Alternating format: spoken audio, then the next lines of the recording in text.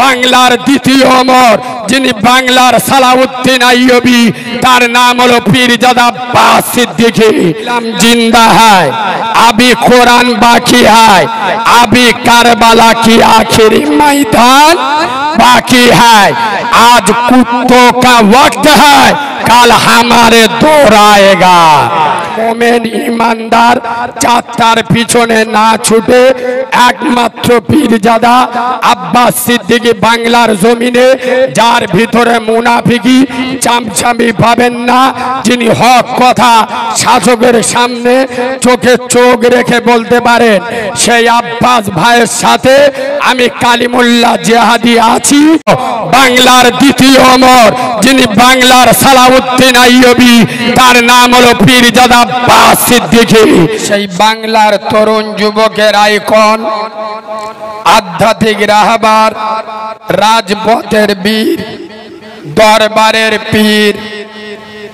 আমি যাকে আমার নজরে বলি বাংলার দ্বিতীয় সালাউদ্দিন আইয়ুবী, তার নাম পীরজাদা আব্বাস সিদ্দিকী। সর্বপ্রথম দুটো বিষয় নিয়ে দুটো কথা বলবো। ব্যানারে প্রথমে আপনারা দেখছেন, ইউটিউবার ভাইরা একটু বসে যান, সামনে যারা দাঁড়িয়ে আছেন বসে যান, পিছনের লোক দেখতে পাচ্ছে না, বসে যান। সর্বপ্রথম ভাই, সময় খুব শর্ট, সর্বপ্রথম কথা না বলি, এখানে টি20 ম্যাচ খেলতে হবে, ওয়ানডে ম্যাচের সময় নেই, আওয়াজ কম, কথা শোনেন। সর্বপ্রথম কাশ্মীরে পহেলগাঁওতে যে বর্বরচিত সন্ত্রাসী হামলা হয়েছিল, ধর্মের নামে ধর্ম জিজ্ঞেস করে করে মারা হয়েছিল, আমরা আহলে সুন্নাত ওয়াল জামাতের পক্ষ থেকে, পীরজাদা আব্বাস সিদ্দিকী ভাইজানের পক্ষ থেকে তার তীব্র বিরোধিতা করছি এবং ধিক্কার জানাচ্ছি। দ্বিতীয় বিষয়ে আসি, আপনারা দেখছেন কেন্দ্রীয় সরকার যে ওয়াকফ কালা কানুন আমাদের বিরুদ্ধে লাগু করেছে, তার বিরুদ্ধে আন্দোলনে আমরা নেমেছি। ইতিপূর্বে আমরা দেখেছিলাম মাসখানেক আগে বাংলায় এই ওয়াকফ কালা কানুন নিয়ে তীব্র আন্দোলন চলছিল গোটা বাংলায়। বহু আলেম উলামা আন্দোলন করছিল। হঠাৎ আন্দোলন বসে গেল কেন? যখন আমাদের বাংলার মাননীয়া সর্বপ্রথম ইনডোর স্টেডিয়ামে ইমামদের সবাই বলেছিল ওয়াকফের বিরুদ্ধে আন্দোলন করতে গেলে দিল্লি চলে যাও। আমার প্রশ্ন হলো, এখানে হাজার হাজার আলেম, হাজার হাজার ইমাম, হাজার হাজার উলামা ওখানে উপস্থিত ছিল। একজন খালেদ বিন ওলিদের যোগ্য উত্তরসূরি, একজন সৈয়দিনা ওমরের উত্তরসূরি, একজন আলেম, একজন ইমাম উঠে দাঁড়িয়ে বলতে পারল না, মাননীয় আপনি কি বলছেন? এ আন্দোলন আপনার বিরুদ্ধে নয়, এ আন্দোলন কেন্দ্রীয় সরকারের বিরুদ্ধে। কিন্তু বাংলার 90% মুসলমান আপনাকে ভোট দেয়। আমার মাকে গুলি করেছে, আমি কোন হসপিটালে দেখাবো, কোন ডাক্তারে দেখাবো, কোথায় বসে কাঁদবো? আপনাকে জ্ঞান দিতে হবে না। এটা বাংলার কোন আলেম, একজন ইমাম ওখানে দাঁড়িয়ে বলতে পারে নাই। এর দ্বারাই বোঝা যায় জাতি এদের দ্বারাই কি শিক্ষা নেবে। আরে ইমামরা যদি ইমামতির ভয় করে, আলেমরা যদি দাওয়াতের ভয় করে, হক কথা না বলে, সমাজের হক কথা বলবে কারা? সোনার বাবাজি, এটা হলো সাঁকরাইল, আমার বাড়ি হলো সাঁকরাইলে। খুব গুরুত্ব দিয়ে শোনেন, আমার নানার বাড়ি হলো উলুবেড়িয়া, নাম শুনেছেন তো? উলুবেড়িয়া। এখন আমার মা মানে আমার নানার বাড়ি গিয়ে মরে গেছে। এরম হতে পারে না, পারে না। মানুষ মরবে সঠিক, কে কখন কোথায় মরবে কেউ বলতে পারে না। এখন আমার মা আমার নানার বাড়ি গিয়ে মারা গেছে কোথায়? উলুবেড়িয়া। আমার বাড়ি কোথায়? সাগরাইলে। আচ্ছা বলেন, আমার যখন কান্না পাবে আমার কি তখন গিয়ে উলুবেড়িয়ায় কাঁদতে হবে? আমার কথাটা বুঝতে পারেননি? আমার বাড়ি কোথায়? সাগরাইলে। আমার নানার বাড়ি হলো উলুবেড়িয়ায়। এখন আমার মা মারা গেছে আমার নানির বাড়ি, তা আমার বাড়িতে বসে আমি কাঁদতে পারবো না? আমার কাঁদতে গেলে সেই উলুবেড়িয়া যেতে হবে। যারা বলছে ওয়াকাবের বিরুদ্ধে আন্দোলন করতে গেলে দিল্লি চলে যাও, খবরদার। আগামী 26-এর ভোট বাংলার তরুণ সমাজ, যুব সমাজ দেখিয়ে দেবে। আমাদের যখন দিল্লি দেখিয়েছে, আমরাও নেতারা যখন আসবে বলবে ভোট, আমরা বলবো দিল্লিকে দেবো। এই হ্যাঁ না, খোদার কসম, বাংলার তরুণ ব্রিগেডদের, বাংলার যুব সমাজদের আমি বলে যাচ্ছি, ইতিপূর্বে বাংলায় অনেক দালালের দালালি দেখেছি, অনেকের মুনাফিকি দেখেছি। যারা 26-এর ব্রিগেড দেখে আব্বাস ভাইয়ের নামে যারা কুমন্তব্য করেছিল, আজ সেই সব মুনাফিক, সেই সব দালালদের মাঠে ময়দানে দেখা যায় না। এই হ্যাঁ না, সেসব চামচাগুলো কোথায় গেল? কেন? দিদি বলেছে দিল্লি চলে যাও, মালগুলো ইঁদুরের গর্তয় ঢুকে গেছে। এই হ্যাঁ না, আর একমাত্র লড়াই করছে বাংলার আধ্যাত্মিক রাহবার, তরুণ যুবকদের আইকন, স্বাধীনতা সংগ্রামী, ইমান ইসলামের লৌহ মানব, ইমান ইসলামের অগ্নি পুরুষ, ইমান ইসলামের মহাপুরুষ, ইমান ইসলামের বীর পুরুষ, মুজাদ্দিদুজ জামান, আমির শরিয়াত, দাদা পীরের চতুর্থ প্রজন্ম, বাংলার দ্বিতীয় অমর, যিনি বাংলার সালাউদ্দিন আইয়ুবী, তার নাম হলো পীরজাদা আব্বাস সিদ্দিকী। আগামী দিনে আব্বাস ভাই যদি ব্রিগেডে ডাক দেয়, হাওড়ার মুসলমান, এখানে শুধু তোমরা একা নয়, শত শত ইউটিউবার গোটা বাংলা দেখছে, আগামী দিনে এই ওয়াকাফ কালা কানুনের বিরুদ্ধে পীরজাদা আব্বাস সিদ্দিকী ভাইজান যদি ডাক দেয় ব্রিগেডে, আমরা বাপকে দেখব না, মাকে দেখব না, সংসারের চিন্তা করব না, জান দিয়েও আমরা আব্বাস ভাইয়ের সঙ্গে থাকবো ইনশাআল্লাহ। জোরে বলুন ইনশাআল্লাহ। সোনার বাবাজি, যারা বলে দিল্লি গিয়ে আন্দোলন করো, শোনেন, যারা ভয় পেয়ে ও ভাই পিছনের লোক দেখতে পাচ্ছেন, আপনারা একটু বসে যান না ভাই, বারবার ডিস্টার্ব করলে লাইন বেলাইন হয়ে যাবে। একটু বসে যান ভাই, ডান দিকের লোক একটু দেখতে পাচ্ছেন না, বসে যান।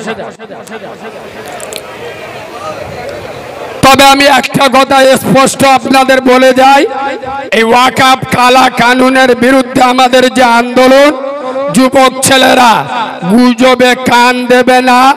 এটা আমাদের কোনো জাতির বিরুদ্ধে আন্দোলন নয়, কোনো ধর্মের বিরুদ্ধে আন্দোলন নয়। মনে রাখবে, ওয়াকাফ কালা কানুন যখন বিল পাস হয়েছিল পার্লামেন্টে, আমাদের পক্ষে 232টা ভোট পড়েছিল, মানে ওয়াকাফ বিলের বিরুদ্ধে টোটাল ভারতবর্ষে মুসলিম এমপি মাত্র 40 জন, আর আমরা ভোট পেয়েছি 232 জন। তার মানে ফেরেশতারা ভোট দিয়েছিল? নিশ্চয় নয়। আমার হিন্দু ভাইরা, খ্রিস্টান ভাইরা, পাঞ্জাবি ভাইরা, কালা কানুন, এই ওয়াকাফ আপনার বিল, এটা মুসলিম বিরোধী নয়, এটা সংবিধান বিরোধী। এই তো দেখছেন আব্বাস ভাই পরের পর ওয়াকাফ বিলের বিরুদ্ধে আন্দোলন করছে। আমরা যদি গণতান্ত্রিক প্রক্রিয়া আন্দোলন করি, কোন দুধ খা মায়ের লাল, কোন দাদার বাপকে দেখে, কোন দিদির মাকে দেখে আমরা ভয় করি না। সংবিধানের ভিতরে, সংবিধানের দায়রের ভিতরে থেকে আমাদের আন্দোলন চলবে। আব্বাস ভাইয়ের প্রতিদিন আন্দোলন চলছে। একটা আন্দোলন হিংসাত্মক হয়েছে দেখেছেন? আর কথা বলে না। আজকে দেখেছেন যে ট্রেন অবরোধ হয়েছে, রাস্তায় গাড়ি ভাঙচুর হয়েছে, কারো ধরে মারধর করেছে, জাতি দাঙ্গা করেছে? না, এটা আমাদের ধর্মের কোন জাতির বিরুদ্ধে আন্দোলন নয়, ধর্মের বিরুদ্ধে আন্দোলন নয়। এই যে মোদী সরকার কালা কানুন এনেছে তার বিরুদ্ধে আমাদের আন্দোলন। আমাদের মাননীয় তো আলটোপকে ঘাস খেতে যাচ্ছে। আমার ভাষা বুঝতে পারেননি? আমাদের আন্দোলনটা ক্ষুদ্র রাজ্য সরকারের বিরুদ্ধে নয়, আমাদের আন্দোলনটা কার বিরুদ্ধে? কেন্দ্রীয় সরকারের বিরুদ্ধে। আপনার বুক যন্ত্রণা করছে কেন বলবো? যন্ত্রণার ওষুধটা দেবো, দিলে অনেক জনের হয়তো গায়ে লাগতে পারে। কসম খোদার, আমি বাচ্চা মাওলানা কারিমুল্লাহ জাহাদি এই ডায়মন্ডের লোককে চিনে নেন। নবিয়ানা মেম্বারে দাঁড়িয়ে চ্যালেঞ্জের সাথে বলে যাচ্ছি, মোদী সরকার ওয়াকাফ কালা কানুন কালকের তো নাড়া দিয়েছে, আর আব্বাস ভাই 10 বছর এই ওয়াকাফের বিরুদ্ধে আন্দোলন করছে।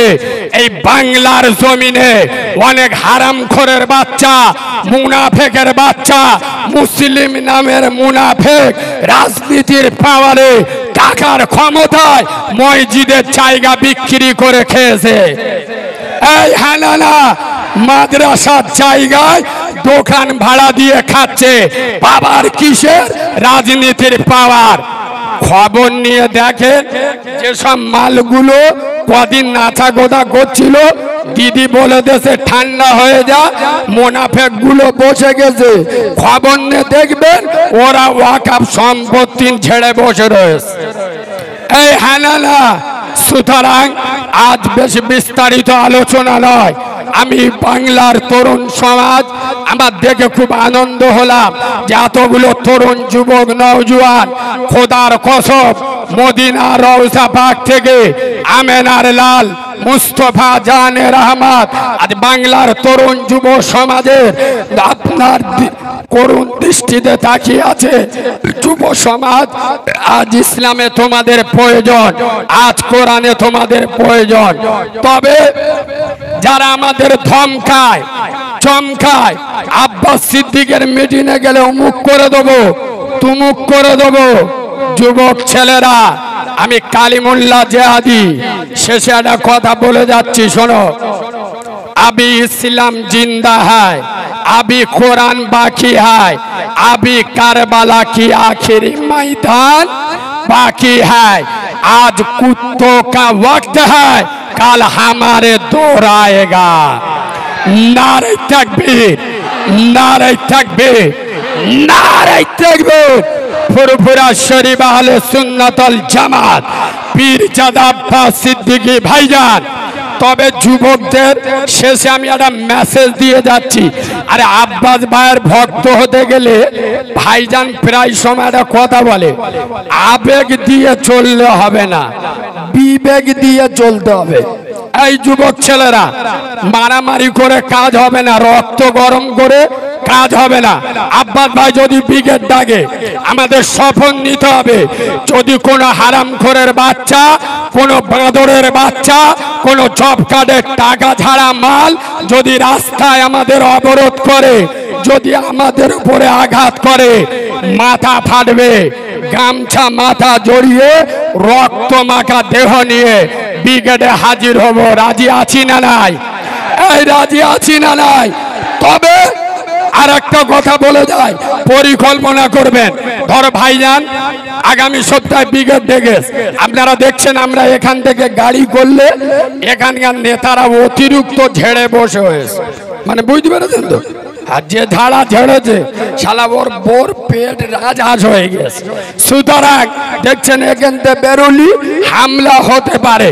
তাহলে আপনারা জোশে কাজ করবেন না, হুঁশে কাজ করবেন।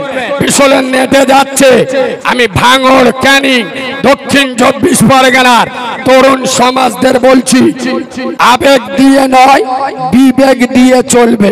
কালকের ভাইজান ডেকেছে, গাড়ি ঘোড়ার দরকার নেই। আজকে সৌর বাড়ি চলে যাও, খালার বাড়ি চলে যাও, নানির বাড়ি চলে যাও, ট্রেনে গিয়ে ব্রিগেডে হাজির হও, বাসে গিয়ে হাজির হও। হার হালতে সব আমাদের সফল করতে হবে, বলুন ইনশাআল্লাহ। সোনার বাবাজি প্রচুর আলেম উলামা আছে, ভাইজান এই মাত্র ঢুকে যাবেন। আমি শেষে একটা কথা এতগুলো তরুণ যুবকদের নিয়ে বলতে চাই, আগামী দিনে পীরজাদা আব্বাস সিদ্দিকীর মতো একজন মোমেন ইমানদার চারটার পিছনে না ছুটে একমাত্র পীরজাদা আব্বাস সিদ্দিকী বাংলার জমিনে, যার ভিতরে মুনাফিকি চামচামি পাবেন না, যিনি হক কথা শাসকের সামনে চোখে চোখ রেখে বলতে পারেন, সেই আব্বাস ভাইয়ের সাথে আমি কালিমুল্লাহ জিহাদি আছি এবং বাংলার আপামর জনসাধারণ আছেন। আমি হাওড়া জেলার তরুণ সমাজ বলুন, আগামী দিনে আব্বাস ভাই যেদিন যেখানে ডাকবে ইনশাআল্লাহ রক্ত দিয়ে হলেও আমরা ঝাঁপিয়ে পড়বো ইনশাআল্লাহ। কারা কারা রাজি আছেন একটু হাত তুলে দেখান। এটা ইমানদারের হাত না মুনাফিকের হাত? আমি বিশ্বাস করি এটা ইমানদারের হাত। হাত নিচু করুন। সেজে তাকবীর দেন, নারে তাকবীর, নারে তাকবীর, নারে তাকবীর। দাদা পীরের হক সিলসিলা বাংলার সিফা সালার, বাংলার দ্বিতীয় সালাউদ্দিন আইয়ুবী পীরজাদা আব্বাস সিদ্দিকী ভাইজান জিন্দাবাদ। ফুরফুরা শরীফ আহলে সুন্নাত ওয়াল জামাত জিন্দাবাদ এবং সাকরাইল থানা কমিটি আহলে সুন্নাত ওয়াল জামাত জিন্দাবাদ। আসসালামু আলাইকুম।